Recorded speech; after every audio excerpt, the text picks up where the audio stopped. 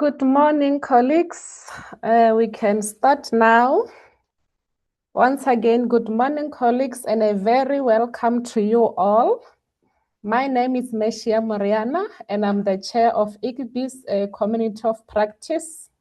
It is a pleasure to have you join us for today's IGBIS Community of Practice webinar titled From Practice to Recognition, the Journey of an IGBIS Award Winner.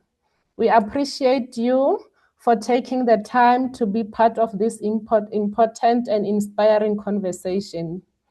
As IGBIS, we remain committed to creating platforms that support professional engagement, knowledge sharing, and the continuous development of cataloging and metadata practitioners. Today's session forms part of the commitment as well as the IGBIS Award Initiative, which not only recognizes excellence, but also encourages recipients to give back to the community by sharing their journeys. We are honored to host our second IGBIS 2025 award recipient, Ms. Sarah Golby, who will be taking us through her professional journey, reflecting on her contributions and sharing the experiences and milestones that led to her recognition. This is a valuable opportunity for all of us to gain insight into the evolving landscape of metadata practice, as well as to learn from a colleague who is actively shaping the field at a national level. Before I introduce the speaker for today, I will quickly take you through the program and some few house rules. On the program, we will have our speaker, Sarah, who will share her journey through a presentation. Tolakele Kulu, our chair-elect, will facilitate the Q&A session, and Chantal Clark, our secretary, will give the closing remarks. Some few rules, house rule to take note. Please mute your mic when you are not speaking. Questions and comments are welcome. Please enter this into the Q&A box or raise your hand and it will be noted. The session will be recorded and posted to the Liasa News YouTube channel. Registered guests will receive the link by email, and the link will also be shared on IGBIS social media pages. Colleagues, allow me to introduce our speaker for the day, Sarah Golby. Sarah is a metadata librarian at the National Library of South Africa, based at the Cape Town campus. She has been part of the Bibliographic Services and Collection Management Department since 2021, where she is responsible for cataloging legal deposit and special collections material. Sarah holds a Bachelor of Information Science that she obtained in 2017, an honors degree in 2020 from the University of South Africa, where her honors research presented a qualitative case study examining meaning making and information interpretation within two local non-profit environmental organizations. From 2021 to 2024, officer for IGBIS, where she co-established the IGBIS with Leaders series, advocated for ethical cataloging practices, and promoted awareness of the International Cataloging Code of Ethics. She also contributed to the South African Cataloging Ethics Task Team, participating in national survey on metadata practitioners' perspectives on cataloging ethics. Sarah is currently involved in key national initiatives, including the South African Subject Authority Cooperative Program, FANEL, and the South African Subject Headings Project. In 2025, she received the IGBIS Award in recognition of her outstanding contribution to the national metadata community. Sarah, thank you for joining us today, and the floor is yours. Over to you. Thank you very much, Mersha, for that wonderful introduction. And thank you to the IGBIS, COP, and everyone who's attending this morning. It's quite something. So I'm going to share my screen now, and let's hope that it works. Take a moment here.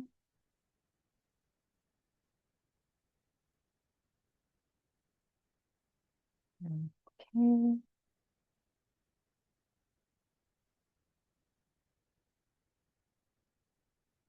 It's taking a little bit of time.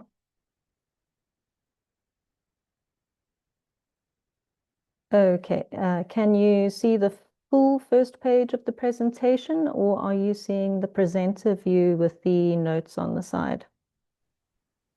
Presenter mode, that's fine. You can go ahead. With my notes? No, no. No, so you can only see the full screen of page one. Yes, yes. Okay, no, that's great. I don't want you to see my lengthy notes here. Um, okay, yeah, good morning, everyone.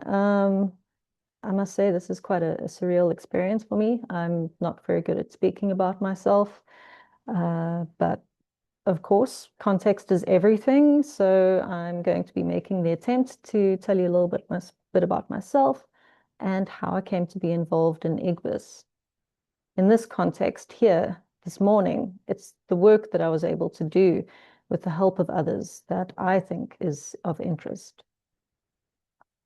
I will also note that it's been a while since I've done a webinar presentation like this, so hopefully all will go well. I've got an overview here so you can get a sense of where we're going to be going with this presentation. I'm going to begin at the beginning and take a closer look at Liasa IGBIS thereafter, its projects and its programs over the years that I've participated in. I'm going to talk a little bit about how it felt being nominated for the IGBIS Award and what it was like to be standing on that stage to receive it. I'm also going to speak about the Liasa conference and how it's been a presence in my career. But I also want to consider the upcoming conference. I think it's got a very powerful theme, and I think our community can have a great deal to say about these themes. Also, I think I'm a bit of an everyman in this situation, standing for anyone who doesn't feel like they're capable or charismatic enough for this kind of community engagement. This is a journey that each of you may have taken or will take in the future. So the story I relate this morning represents a little bit of that in some fashion too. Because of that, I'll end the presentation by mentioning some of the challenges that I experienced during my LIS journey and the rewards and experiences gained. So here's a bit of context. I'm going to speak a little bit about my journey in the library and information science field. As Mersha mentioned, I completed my Bachelor of Information Science cum laude with the University of South Africa in 2017. I had some amazingly compassionate lecturers who guided me through years where I experienced many challenges that were hurdles to completing my degree. Working full-time whilst studying and having to take deferments due to health reasons, it took me 10 years to graduate. It was a trial of perseverance, and the feeling of achievement and relief to finally receive that qualification was immeasurable. It was only a year later that the effort proved its worth, and I was accepted to a 3-year contract at the National Library of South Africa's Cape Town campus as a cataloging librarian intern in its graduate development program. I had the opportunity to engage with the wider library and information sciences community, receive mentorship from catalogers with decades of experience between them, and work with special and rare materials that I'd only ever dreamed of seeing. So it was this environment in which I was able to complete my honors degree with UNISA in 2020. It was in 2021. It's 5 years now that I started my permanent post at the National Library of South Africa as a metadata librarian at the Bibliographic Services and Collections Management Department in Cape Town. I have the immense privilege of working with special collections that are so incredibly valuable in terms of heritage and accumulated knowledge. I'm also part of a team that helps to preserve South Africa's documentary heritage through legal deposit. Our role as catalogers at the National Library is all about ensuring that every item published in the country we receive is accurately described to ensure our users have access to South Africa's published informational, intellectual, and creative output, whether it be stories, fables, biographies, or annual reports. So it was in my first 6 months at the National Library, when I was desperately trying to prove myself as being ideal for the role, that I was nominated for the post of Public Relations Officer for LIASA IGBIS. And this is when things got really busy.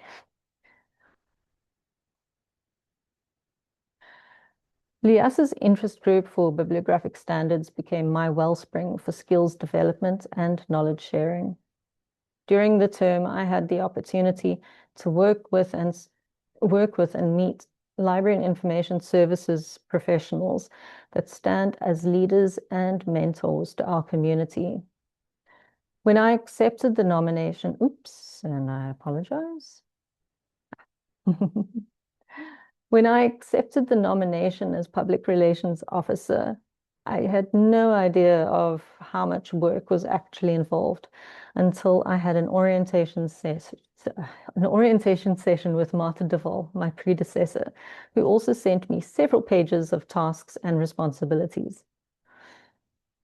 These included email communications with LIASA and IGBIS members, LIASA in Touch articles, presenting AGMs, moderating and posting on social media channels, moderating and hosting presentations, compiling and publishing the annual IGBIS in Touch.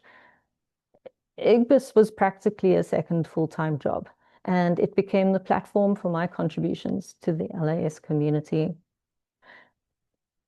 It also provoked some sleepless nights and anxiety attacks, but 98% of the time, everything came together pretty well. From 2001 to 2024, 2021 to 2024, the IGBIS Executive Committee comprised Fatima Daries from UNISA Library as chairperson, Ingrid Henrici from the Library of Parliament as secretary, myself as Public Relations Officer, and Mersha Morana, currently at Wits University Library, as Treasurer and Chair-elect. From the end of 2024, Mersha assumed her role as Chairperson as LIASA moved into a transitionary phase to its new current structure and IGBIS's new iteration as a community of practice. And I must say, it was a bit of a confusing time. We didn't really know what was happening or where we were going. It became a bit of a time for reflection and to consider what the future was going to look like. And we've done it again.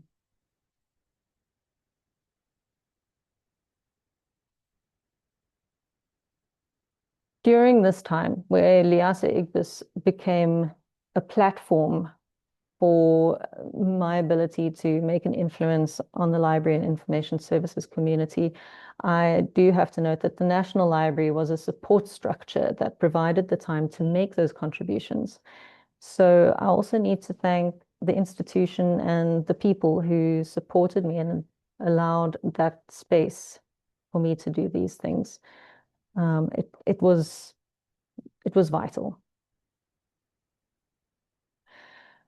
So during our term as the IGBIS Executive Committee, the focus was on the need to be visible and support LIASA's encouragement of leadership in LIS. We ran a full schedule of webinars, including the regularly presented IGBIS with Leaders sessions. IGBIS hosted former LIASA presidents so they could share their leadership stories, and this became an immensely positive and uplifting series for many. In 2021, I learned about the work happening in cataloging ethics and the critical librarianship movement. And this started a more in-depth look at the Cataloging Code of Ethics that had been developed by the International Cataloging Ethics Steering Committee. We were able to host the steering committee and guests like Dr. Deborah Lee and Violet Fox, who shared their understanding of cataloging ethics and critical librarianship. It was also important that we shared practical insights and information about our cataloging and metadata profession. So we reached out to local and international LIS professionals and asked them to share their knowledge and expertise. Hector Murray, Tolakele Zulu, Marguerite Nell, and Wynand van der Walt were 4 of our local expert guest speakers, whilst we also had guests presenting from overseas, like Dean Seaman, Heidi Berthout, and CES members Karen Snow, Beth Shoemaker, Jane Daniels, Sarah Ferger, and Diane Rasmussen Pennington. Some of these webinars also centered around how we as practitioners can have an impact and have an impact on the standards and tools that we use in our work. It was a natural progression from informing the South African community about these movements to wanting to enact change in our own approach to cataloging work and find out from the broader national community how they feel about ethical questions in their work.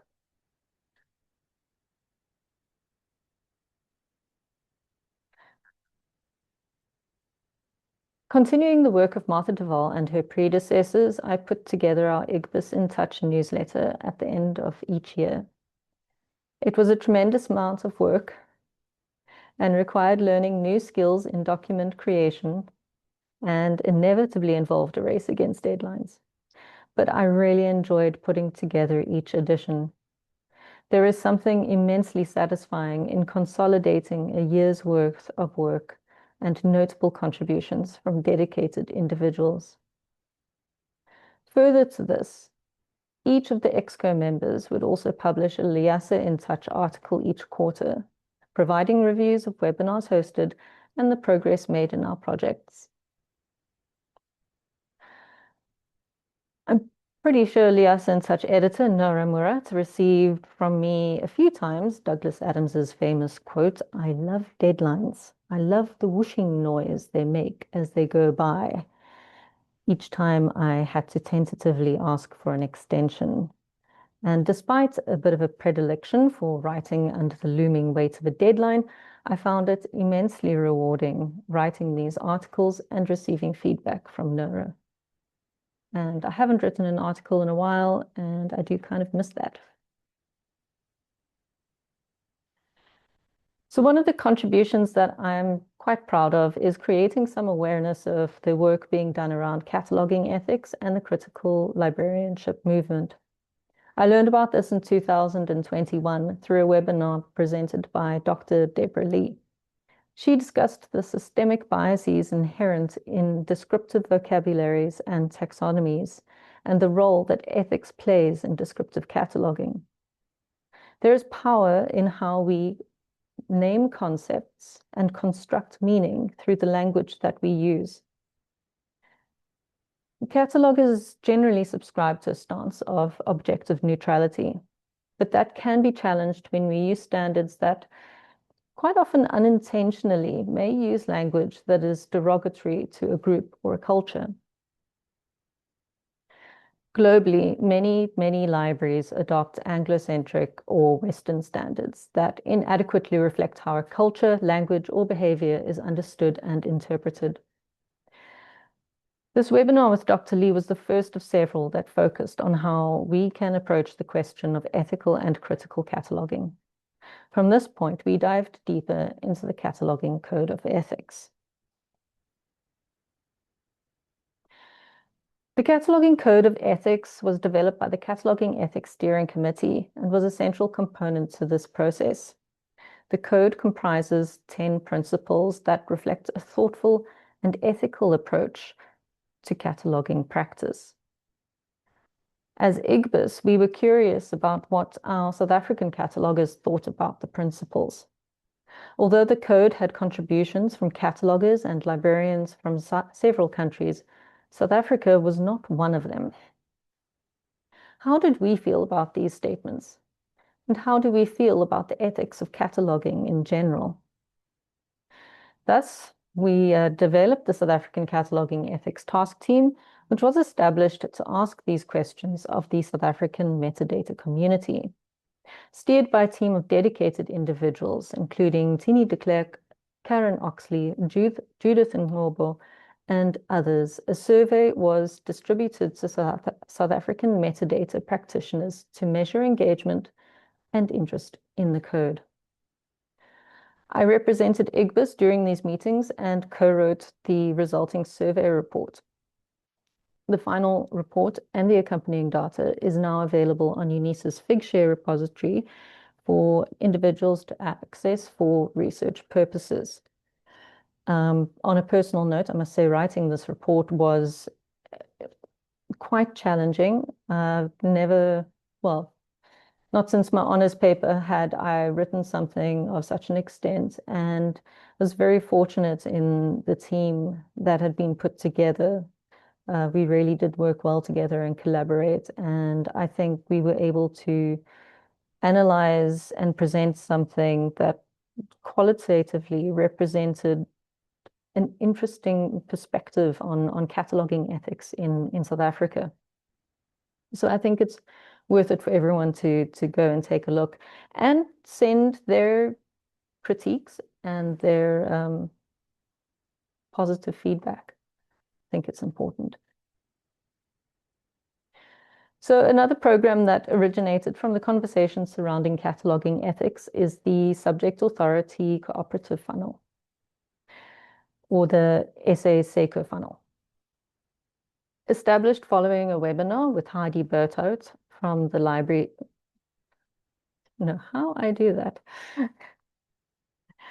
With Heidi Berthout from the Library of Congress, the funnel's objective is to receive proposals for subject heading changes and submissions, create the subsequent proposals, and submit these to the Library of Congress for revision or addition.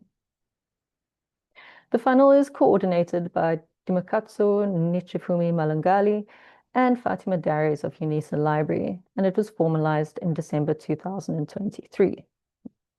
We have a small team of people who get together monthly, of which I am a part. There are some questions, however, surrounding whether change can really be enacted through attempting to change Western-centric vocabularies, as this is essentially trying to change Western-centric thinking. There is a conversation developing around creating our own taxonomies that will attempt to wholly reflect the culture, meaning, and language of South Africa. So this is where the South African Subject Headings Project, or SASH, comes in. The concept is centered around developing, alongside the work of the SA SACO funnel, an index of those proposals that may be rejected by Library of Congress, but are highly relevant to the South African descriptive cataloging community. The idea of creating our own vocabulary was originally suggested during a webinar featuring Violet Fox in 2023, speaking to how catalogers can instigate change in vocabularies like Sears. During the webinar, Violet's example was the Canadian companion to Sears. There were terms with Sears that were just not going to work for the Canadian community, so they said, well, let's make it. And I think that's a laudable thing and something we really do need to consider. And working with SASH would be one way to do it. SASH is still in its germination phase, and it needs both community and institutional support, as it will require time and resources. We're in the process of formalization, so we can approach institutions and libraries with this project. So that's the timeline up until last year. And this is where we get to the IGBIS Award. The IGBIS Award was established in 2024 by former IGBIS chairpersons to recognize the achievements and contributions made by metadata and cataloging practitioners in the work in our communities. The award recipient would have their registration fee paid in full for the upcoming LIASA conference, following which they would submit an article for IGBIS in Touch and present at an IGBIS webinar, which is where we are this morning. Martha Mampoke, formerly of the National Library and now at the Department for Water and Sanitation, was the first recipient for her dedication to the profession and her work in training library staff in resource description and access, or RDA. So I was naturally reticent about the nomination. I felt the honor was already accorded through having the opportunity to do the work that I'd done and to be involved in creating these programs with people that I considered mentors and leaders. And it was only through encouragement from other people that I went through the nomination process. So receiving the award was quite odd. It's not something I really put myself forward for. And standing on that stage, not as a presenter this time, but as a receiver, was only made a little bit easier by being side by side with Mersha. But the award was rewarding, as it gave me the opportunity to mentally reframe the work, the time, and the challenges I had overcome. And this, along with attending the conference, was a great gift. To be recognized by colleagues and to have the opportunity and space to recognize oneself, it was encouraging, affirming, and a powerful reminder that we all have the capacity to do great things, even when one thinks one's only doing what they ought to. So I say, look at yourself and your colleagues and consider the things that you or they may think are small, or just what one ought to do, and perhaps consider that recognition of this work is deserved. And when the call for nominations comes out, I think we should see those colleagues and see your own nominations come through. And with this gift of reframing, I was also able to attend the 2025 LIASA conference. I've had the opportunity to attend 5 LIASA conferences in person in different capacities. So I have quite an all-round perspective of what attending a LIASA conference is like.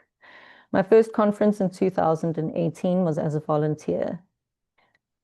In 2019, I joined Team NILSA in Durban as an exhibitor, showcasing a mini exposition of an exhibition I helped to co-curate.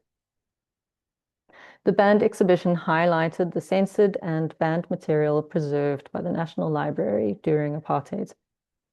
In 2022 and 2023, my IGBIS colleagues and I presented moderated conference sessions focusing on cataloging ethics and the Cataloging Ethics Task Team survey. In 2025, I went as a delegate for the first time. I think in some ways this has been the most challenging role I've taken on in the years of conference attendance. Each preceding conference gave me an active task to focus my attention on, to suddenly be present for the sole purpose of engaging with the presentations and to stand on stage, not as a presenter, but as someone receiving recognition, was actually quite a personal challenge. So let's take a look at that LIASA conference 2025, the theme of which was Libraries as Innovation Hubs, Empowering Communities. Naturally, artificial intelligence was a headliner as the greatest disruptor to how we approach technology and its impact in a social and academic context. 2025 saw presentation sessions complementing sector topics and themes, aligning with the new structures in LIASA. There was one session focused on cataloging and metadata work. We heard from colleagues on metadata quality assurance and governance, social cataloging in public libraries, the opportunities and challenges in implementing RDA in a city library, and approaches and methods in finding a balance of digital and physical library holdings that accommodate users' needs. The presentation on social cataloging was particularly interesting to me, as this aligns to a degree with the work of IGBIS. Creating a space for users to connect books and resources with natural language descriptions and user-generated tags highlights how meaning and language use shifts with culture, language, and circumstance. It also highlights the potential deficits in the descriptive standards and vocabularies we use in our cataloging work, as they inadequately reflect how users define concepts, themes, and even personal names. Of course, the diffuseness of co-created natural language description highlights the need for continued authority control. Free tagging cannot link concepts, nor try to holistically define meaning, so cannot effectively support search and discovery across platforms and equally across language and culture divides. This is where catalogers and innovative adaptations, such as the adoption of linked data approaches, creation of inclusive taxonomies, and the advocacy for change in global standards, become irreplaceable components in the library and information access ecosystem. There was also a session on disability in library and information services, and I'm sorry that I couldn't attend that as it happened at the same time as the metadata session.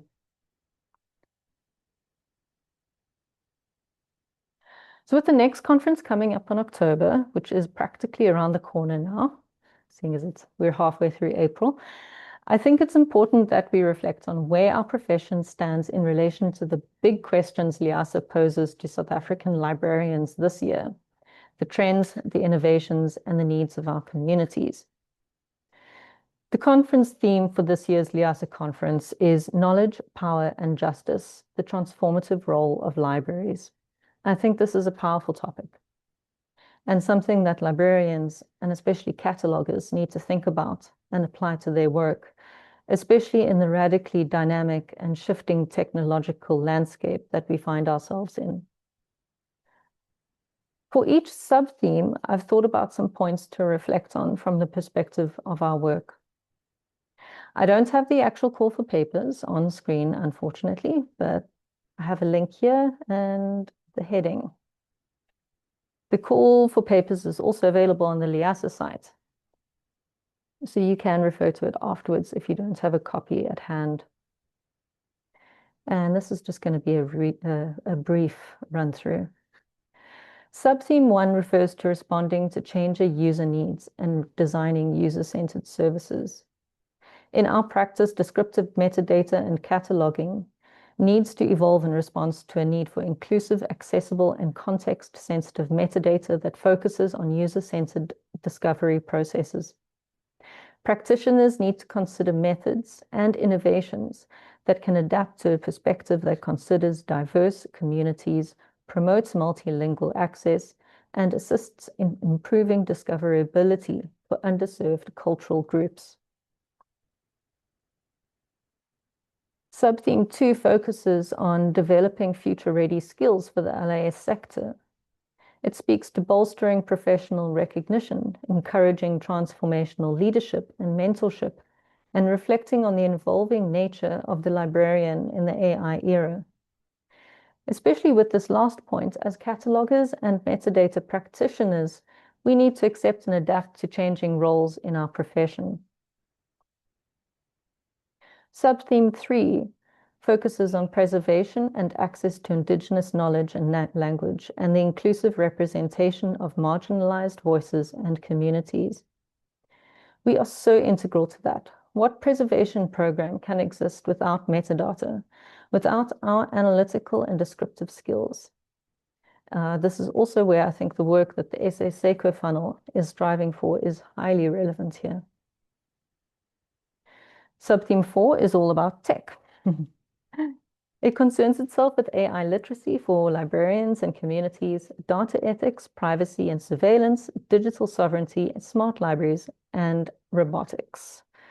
I've seen some really strange catalog records created by AI. So I think, especially with the danger of recursive data generation that will be happening where AI is using AI-generated information, I think the need for human expertise is more important than ever, and that includes catalogers. Subtheme 5, information integrity, misinformation, and disinformation.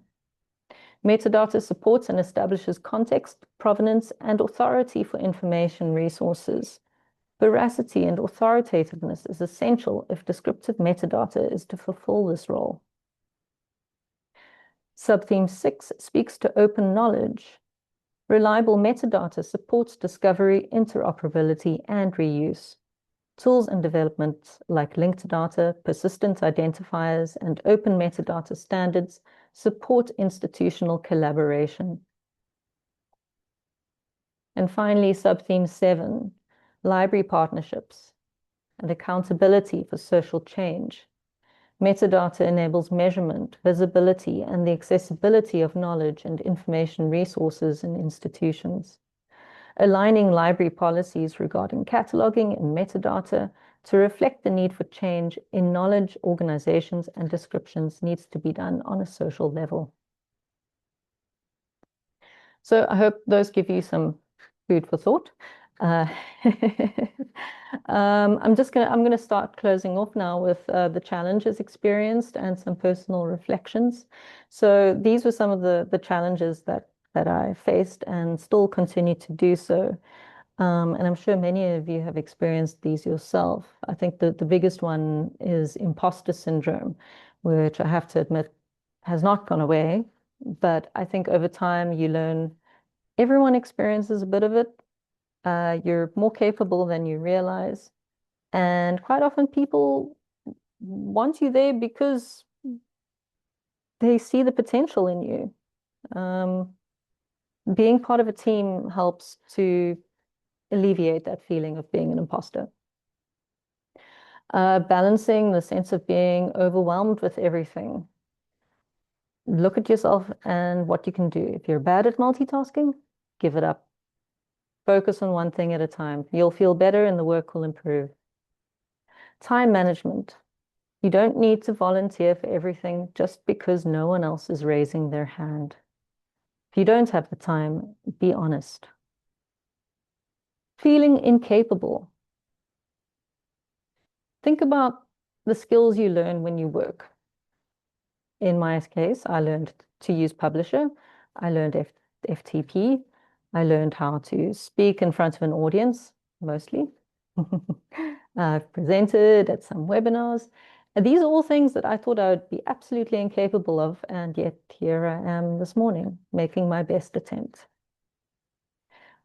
Wanting to please everyone is not going to happen ever, and we just need to accept that. And it's difficult, but sometimes one needs to sit down and reflect on that and be at peace with it. And in terms of mental and cognitive health, don't ignore things. Identify your limits. Find ways to accommodate them. None of us are perfect. Some of us find life very loud and very difficult, despite really wanting to help and encourage in our community. So find those ways that allow you to do that in a safe way. Yeah, so those were some things I've learned along the last couple of years. Some personal reflections. I really do look forward to continuing as an active participant in IGBIS community of practice activities. I do feel that there needs to be more community engagement with the IGBIS community of practice and the associated projects. People need to submit proposals, volunteer time, offer up ideas, make contact. There also needs to be more institutional engagement with IGBIS community of practice. Institutions can provide support by giving staff the space and the time to actively participate in projects. And that is it for me. I want to thank IGBIS COP for the platform and, of course, for honoring me with the 2025 IGBIS Award. Yeah, thank you. Thank you very much. Wow, Sarah, thank you very much. That was a mouthful. We truly appreciate you taking us through your professional journey and for sharing your experiences, challenges, and achievements within the metadata and cataloging space. Your presentation, has not only highlighted your personal growth, but it showed the dedication that you have. And also, you showed the importance of collaboration, ethical practice, and also continuous development in our field. Thank you very much, Sarah. I'll then hand over to Chantel to do the Q&A. Chantel, over to you. Good morning, everyone. I hope you all have lots of questions and comments for Sarah. If you don't have a mic, you are more than welcome to type in the chat and I will relay your questions.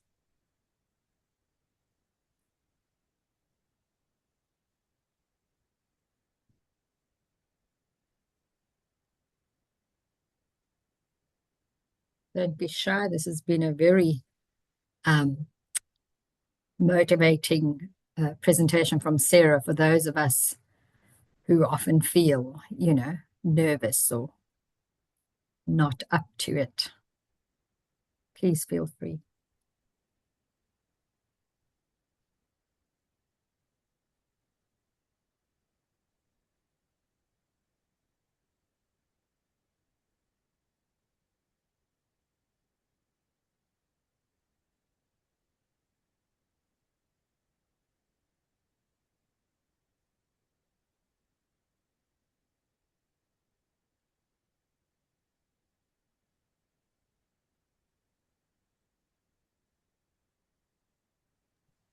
Chantel, I don't know if you are seeing there's a hand from Johannes.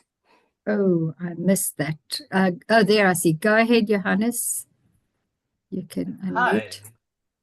Thanks. Good morning. Thank you so much, Sarah, for your presentation. It was very lovely. I think we met when I did my work integrated learning last year. So when I saw you, I'm from UCT, sorry. I remember. I remember. Yeah, I use Hendry is the name I normally use, but for Liasa's sake, I use my registered name.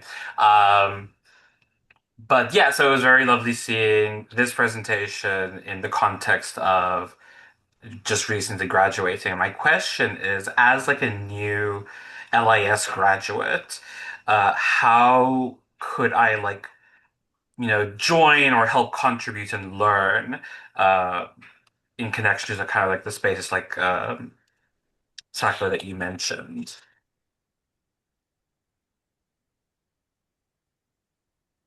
Okay, well, I mean, like all I can really speak to is the experience that I had, which was I found out about Liasa when I was studying at the University of South Africa. We were encouraged to join Liasa so that we could participate in webinars or, find out about continuing professional development opportunities.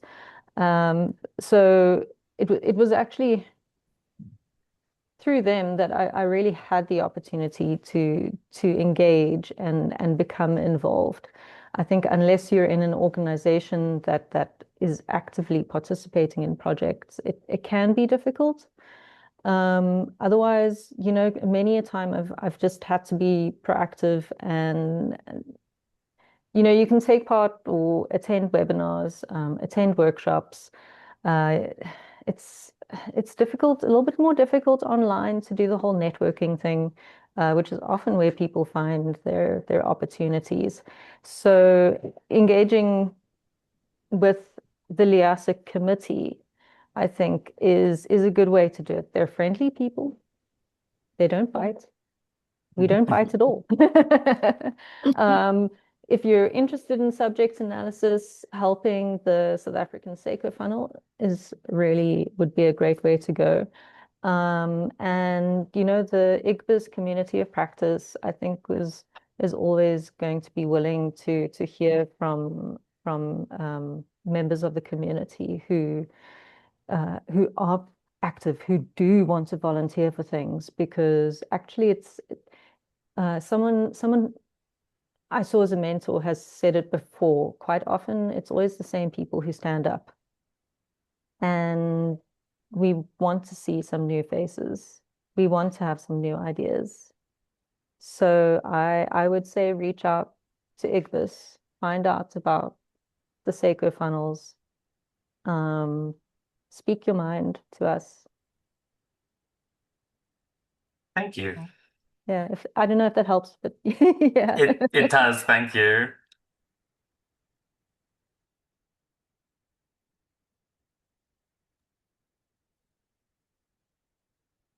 Thank you to Johannes and Sarah for that. We have a question on the chat here. What is the contribution of the contemporary of AI and the new technology devices in the user's needs?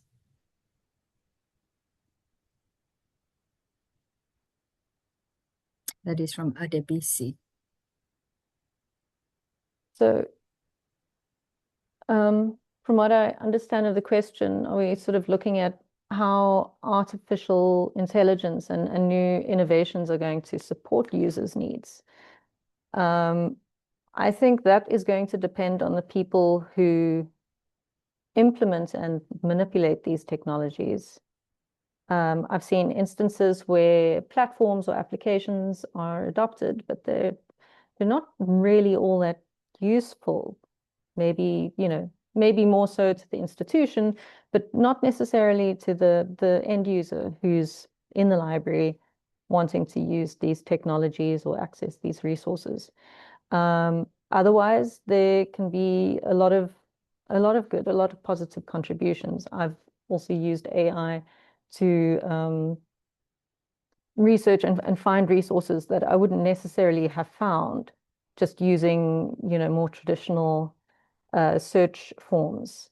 As much as artificial intelligence tools can also make complete botch-ups of catalog records, they can be very useful in interpreting what a book is about and provide you with a bit of a path to further understanding how you might actually be able to describe this book, especially in terms of translating or other languages. Obviously, you can't totally rely on these applications, but I feel like they provide a path, a guideway, a means to put you on your way on your research, but not something I think users can rely on 100% just yet. There should still be a bit of skepticism there. Yeah, not the best answer. I'm not entirely a complete expert on the different services and applications available at the moment. But yeah, just they can be useful. They can be tricksy. So just be careful. Thank you. We have a hand up from Zweli. If you'd like to go ahead, Zweli. Good morning, everyone. Mine is not a question as such. I just want to congratulate my colleague. I'm Zoletemba Ngaba. I'm a senior librarian at Bibliographic Services and Collections Management based at Cape Town campus. Sarah is my colleague, is my librarian here, a cataloger. I just want to say Thanks for the amazing, profound presentation that you've done this morning. You told me it's from last week that you're busy working on this, so and then I thought, I mean, how are you going to make it? But I gave you some time just to actually dwell on it. So you actually made it, and then I'm very happy with what you've done today. You represented not only yourself but NLSA. So it's also proud to have someone like you who takes such initiatives, because you're putting us on the map. So you are our ambassador in all these, platforms. So just a word of encouragement. We may continue in this fashion and be an inspiration to all the LIS, in the LIS sector. And we wish you all the best. So, Sarah, in whatever that you do, you must know that we are behind you. I hope my other colleagues will join you soon, having shown them the way and how to do these things. I think you've paved the way for them, and they will just get on board and follow you. I don't want to waste more time. I just wanted to show my appreciation, and then thank you, thank you for what you've just done today. Thanks very much, Swaley. Yeah. It's very much appreciated. Thank you. Yeah. Thank you for those warm words, Sweli. It just emphasizes again we made the right decision with choosing Sarah to accept this award. Thank you. Thank you.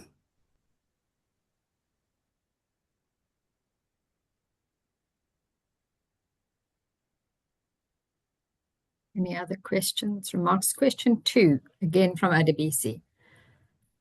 What is your view of label cataloging?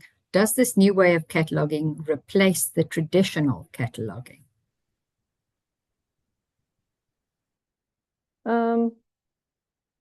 What is meant by label cataloging? Actually, I haven't really heard of this term. We are very much focused in we use coordinate, more like sort of traditional cataloging at the National Library. So, I mean, if you're referring to sort of fast cataloging or was it pre-coordinated cataloging?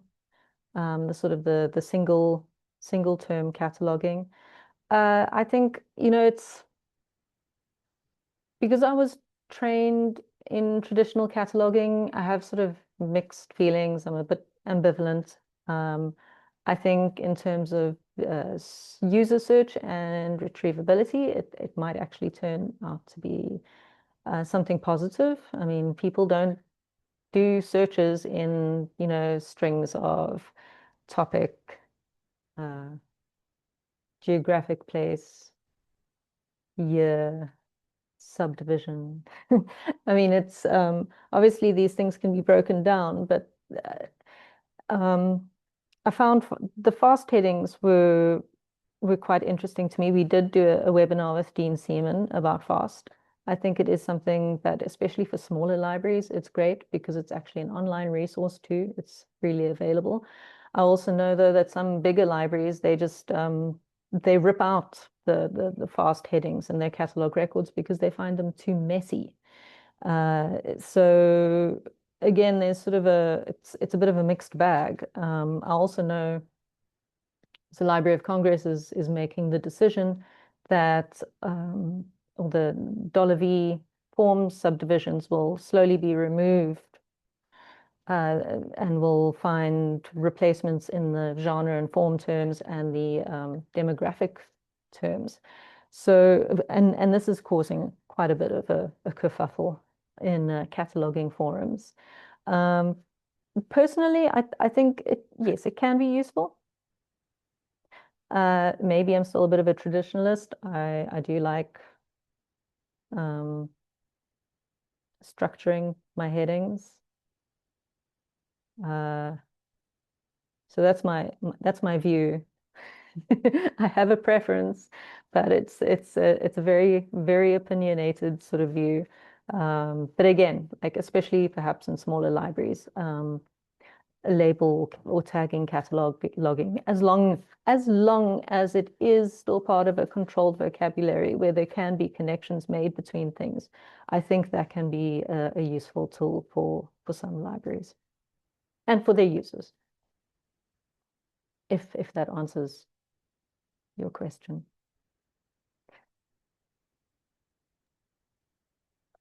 Thank you, Sarah.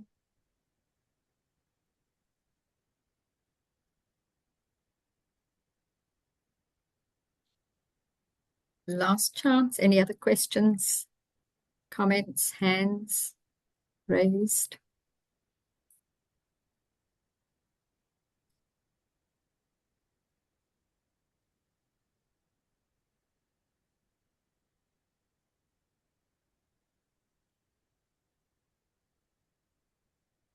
Okay, if there are no more questions, it just remains for me to thank you, Sarah, for such an exciting and motivating presentation. We thank you too for sharing with the IGBIS community your experiences, successes, and challenges in your journey as a cataloger and metadata expert. We are impressed, motivated by the fact that you overcame so many setbacks and never gave up. That sort of continuing, we sometimes feel, I'm just going to give it up. I can't do it. But it was truly, truly very motivating. And I hope that everyone else is feeling that they want to apply for the next IGBIS award. You've seen what it's like, what it can do. And I want to say also thank you to all the IGBIS members who so faithfully attend these webinars of ours. Thank you to everyone, and thank you, Sarah, for your presentation. It was a pleasure. Thank you. Thank you.